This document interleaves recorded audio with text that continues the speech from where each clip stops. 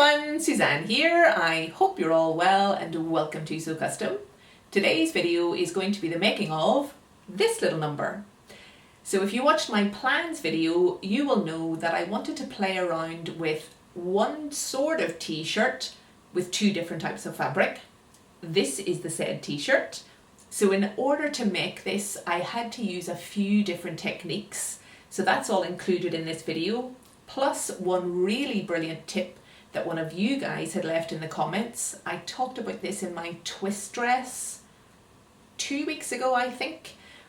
So anyway, it's a fabulous tip. If you want to know how I made this, then let's get started. Starting with the fabric, I'm using this floral crepe with some lovely little birds on it for the front and this red viscose jersey for the back. And on to the cutting out. This is my back piece. My fabric underneath is on the fold and I just have one notch at the centre back neck point. And I drafted the pattern for this one and filmed that process, so let me know if you want to see that in the comments below. Just snipping my notch and onto the front. This is that crepe fabric. Same thing here, underneath my pattern pieces on the fold. And I have a notch at the top of my bodice and a notch at the top and bottom of that yoke piece in the centre. And then the lining for my yoke, this is a very lightweight cotton lawn underneath my pattern piece on the fold again, and those same notches. And now in between the yoke and the bodice itself, I want to add a little bit of interest. So I'm popping some flat piping in there. So to make my piping, I've just cut a strip of that red jersey fabric. It's just a little over 1 inch wide. And to stabilize it and make it a little bit easier to work with, I've popped on some really lightweight interfacing. And I've just pressed that along its length, popped a little snip at the center, and I'm now lining up that little snip with the notch that you see me cut earlier and pinning. And I'm stitching here within my seam allowance. I'm using a 3mm stitch length and a size 70 needle. This is a fabulous tip that I talked about in my previous video. It just allows you to sew up jersey without having to use a zigzag stitch or to use an overlocker. It's genius. So now I want to add the yoke, and I'm going to add the yoke in 2 stages. So first of all, I'm going to add the crepe fabric. So I've just lined up the edges of the yoke with the edge of my bodice, lining up my notch in the centre and stitching again within my seam allowance. And I'm stitching within the seam allowance because when I add the lining piece, which I'm going to do next, I'm going to stitch at my 1 centimetre seam allowance, and that will ensure that the stitch lines you've just seen me sew are nicely enclosed.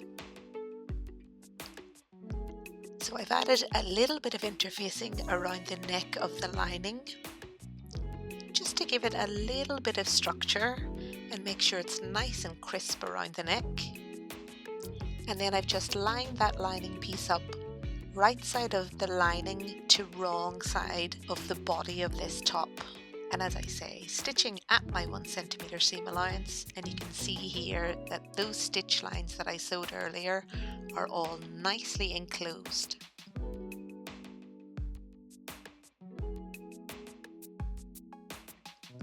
So I've just trimmed down that little bit of flat piping, so on either of its edges, or both of its edges I should say.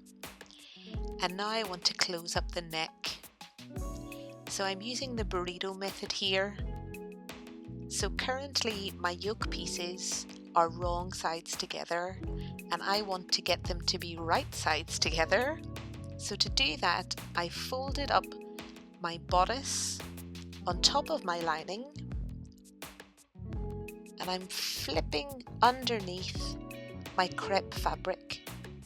So my bodice is all nicely rolled up in the inside, and now my yoke pieces at the shoulder seams are right sides together, which is exactly what I need.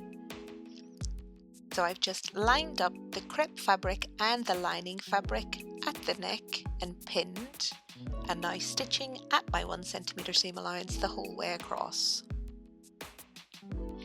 And now I'm just going to trim the seam allowance there down by about 2/3 and pop in some little snips the whole way around that curve.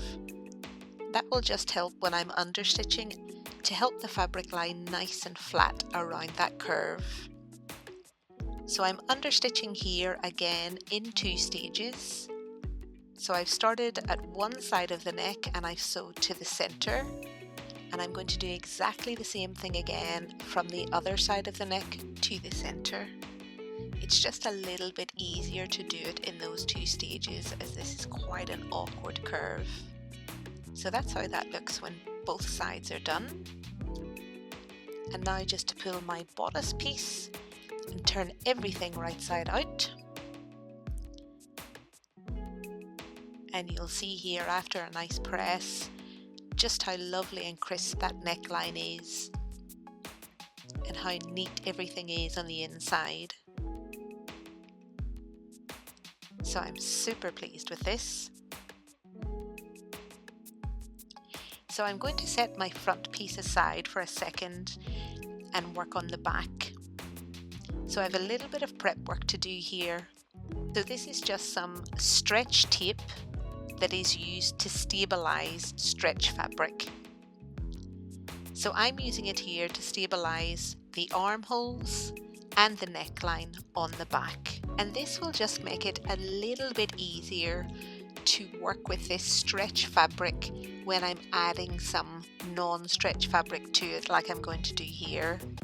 So I'm adding some bias tape that I've made out of the crepe fabric, and I'm just folding it in half along its length. It's about 1 inch wide, and pinning that around the neck.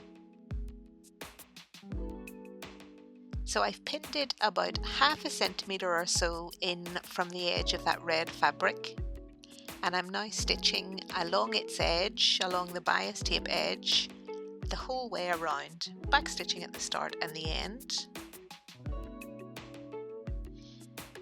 And I've went ahead and just pressed that bias tape and trimmed down that seam, and now folding the bias to the inside and pinning.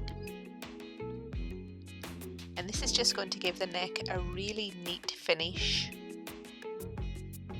So to finish the bias tape, I'm just stitching along its edge, back stitching at the start, going nice and slowly here, trying to be as neat as I can possibly be.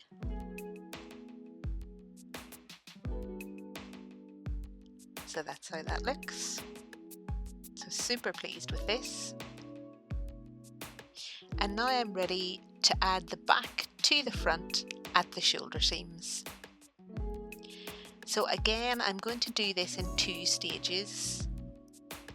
So I'm going to attach the red jersey to the crepe fabric first. So I've just pinned those in place, and I've made sure when I'm pinning that I've lined up really accurately the back neck with the front neck. I want this to be super neat around that edge. So I'm starting at that edge, and again I'm sewing here within my seam allowance, back stitching at the start and the end. And that's how that looks.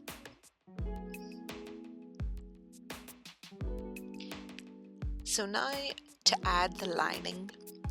So to do that, it's a little bit awkward, so I'm folding the lining over the neck, making sure that the edges of the lawn fabric, of the jersey fabric and the crepe fabric all line up, and then pinning the whole way across.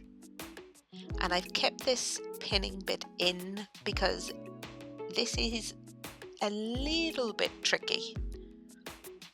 I'm having to maneuver the fabric quite a bit in order to get my seam lines all to match up.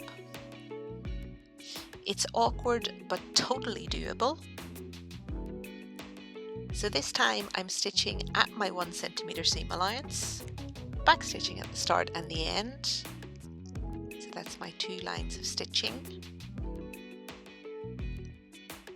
And now just to turn that right side out.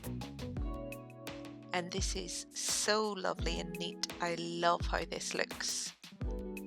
So the neckline is nice and accurate the whole way around.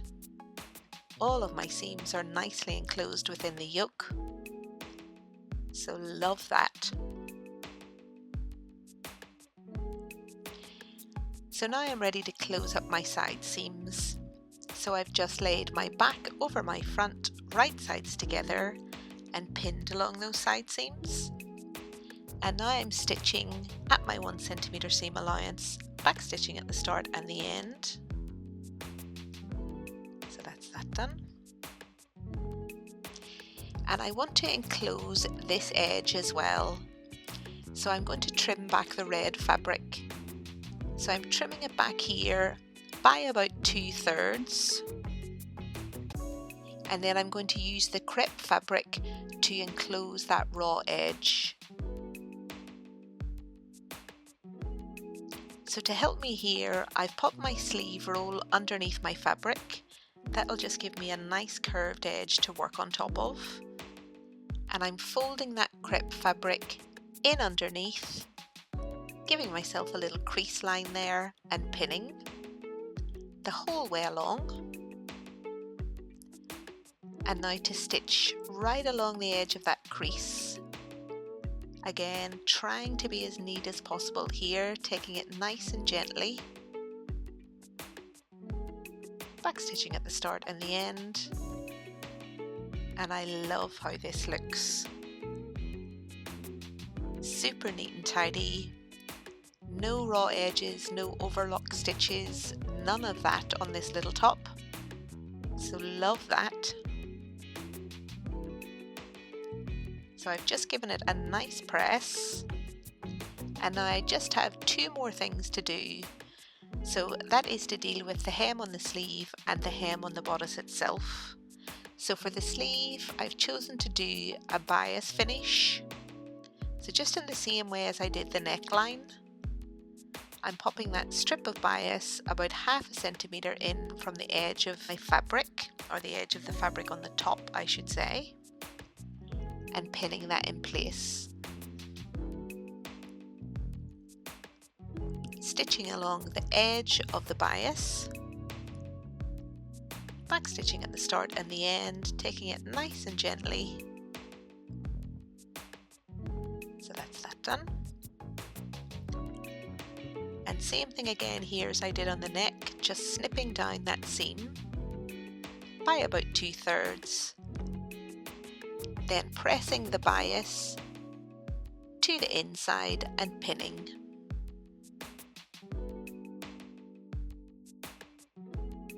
So that's that done. And now stitching right along the edge of that bias tape again.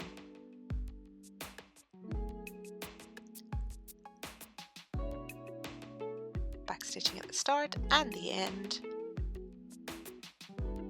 And that's my sleeve edges all nicely enclosed, really neat, nice finish. So I've just given those a good press. And now to finish the hem. So I've decided to use a double folded hem here. So the first thing I'm going to do is stitch about 1/2 centimeter in from the edge of that fabric, the whole way around the hem. And then I'm going to use this stitch line as an indicator for pressing. So you'll see that in a second. I'm just going to fold right along the edge of that stitch line. I'm going to press, and then I'm going to fold again and press. So I've went ahead and done that here. So that's the edge of that stitch line. So I've pressed and folded again, and then pressed the whole thing. And stitching here right along the edge, back stitching at the start and the end. And this again will just mean that all of my edges are nicely enclosed inside. Super neat finish. on a little top which I hope will last quite a long time. So just showing here all the finishing. So my side seams nicely enclosed, sleeves nicely enclosed, and hem. That yoke holding all of those seam lines nicely tucked in underneath. Bias finish around the neck. That lovely red jersey on the back and that little bit of red piping between the yoke and the bodice. Love it. And this is how it looks on. So it's a really lovely, comfortable, casual fit, which I love. And having the jersey on the back makes it even more comfortable. That tip using the size 70 needle and the 3mm stitch length is just genius. I absolutely love it. Just perfect if you don't have an overlocker, or if you want to do what I've done here and combine two fabrics, one stretch, one woven. Brilliant tip. So I really hope you guys enjoyed the video. I hope you found it useful. If you did, give it a thumbs up. If you've not yet subscribed, please do, and I shall see you on Friday in my next one. Until then, I hope you have a fantastic week. Bye folks!